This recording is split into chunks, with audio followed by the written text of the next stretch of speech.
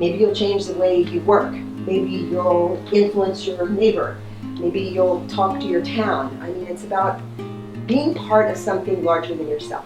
I want to teach people how to see again so that they can take this and apply it to their lives and have a fuller, richer life, reconnecting to nature and each other and community, and know that they're part of something bigger than themselves. I put on the blindfold, and all of a sudden, I hear one little bird. I hear another little bird. They're a conversation, they're talking to each other, and I'm thinking, the whole time I was drawing, I didn't hear a thing. So the first thing we're going to do is go outside. You're going to walk around the 2 properties. Find a space that feels good to you, like a feng shui, where you're going to spend a good morning in that space, completing the exercises that follow.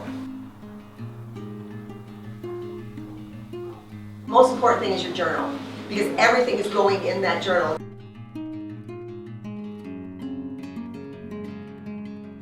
I use a viewfinder to help people isolate a section of the woods, looking through a rectangular space that I've cut out of a piece of cardboard.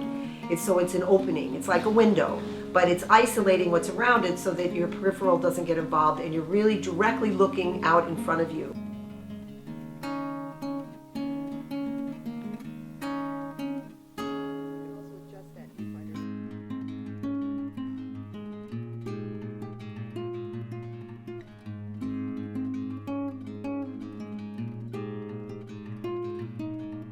If I make you see it as a whole, you begin to see the rhythms and the interconnections and the elements that the artist sees, that the painter sees, that the sculptor sees, that the dancer feels, like the gesture of the trees. None of them grow straight, and yet why is it that we all draw them straight or cut them up so that they're straight lollipops? Trees are not like that. They bend and sway with the wind, and they grow to get the sunshine, and dancers see that.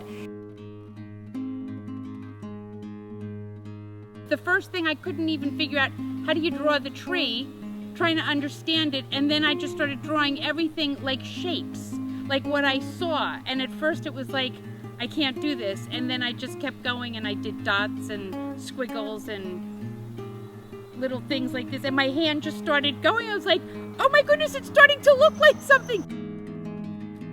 You know, because they move and they're blurry, so you try to capture them. The breeze is my favorite. It surrounds you, you know, and you get the touch.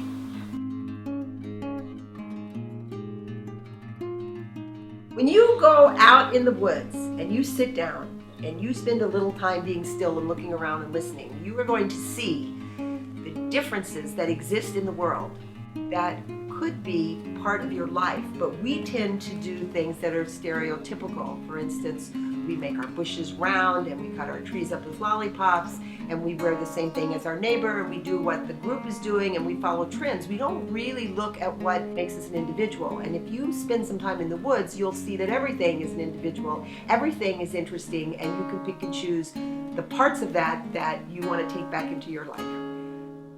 So we need a little balance and harmony here, and we don't seem to have it right now in our lives.